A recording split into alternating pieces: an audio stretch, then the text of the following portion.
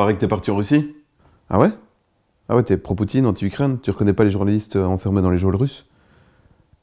T'as pas peur que les chars russes envahissent l'Europe? T'es un agent du Kremlin? Ah ouais, non, ils t'ont donné de l'argent en fait. Oh, calme, hein. Je suis juste parti faire un reportage, hein. J'ai pas tout le pédigré que tu me colles, là. Mais t'aurais pas pu aller avec Greta en bateau plutôt? Non, Pourquoi? je t'expliquerai. T'es allé dans le Donbass. Ouais, Donetsk, Gorlovka, Mariupol. Bah, qu'est-ce que tu fous? Bah, je me casse. Bah, pourquoi? Bah, je reste pas dans la même pièce qu'un facho. Mais comment il fait quand il prend le bus? Il a un détecteur de facho, il dit ouais, il y a un facho ici. Ouais, il parle de moi. Tu vois, lui, si tu baisses pas le cul de Zelensky, t'es un facho. Comme Poutine. Toi aussi, hein, t'as abusé du JT. Bah, je répète ce que j'entends, ils sont quand même sérieux les journalistes, sinon on les laisserait pas parler à la télévision. Et surtout obéissant. Poutine tue les Ukrainiens du Donbass. D'ailleurs, le Donbass, c'est pas en Russie, c'est en Ukraine. Allez, on va jouer le jeu. D'où tu sors ça? BBC, BFM TV, RTL, TF1, France 2, France 3, CNN. Ok, la famille, quoi.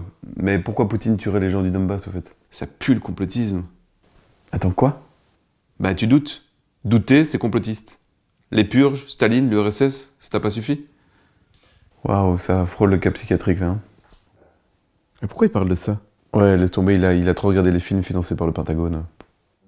Genre Rambo? Ouais, bah, il pense qu'aujourd'hui que ce sont les Américains qui ont libéré l'Europe en 45, et pas les Russes.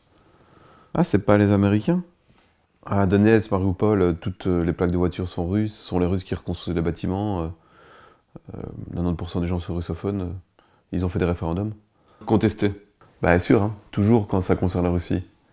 Mais pas quand ça concerne par exemple la France, qui font revoter parce que les Français ont mal voté. Invention.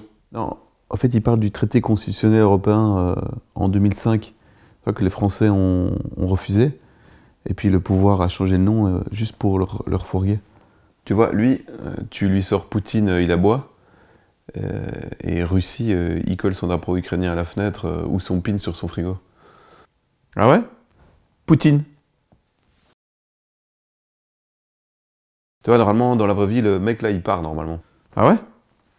Ouais, parce que lui, c'est moi, donc on va le faire rester là. Ok.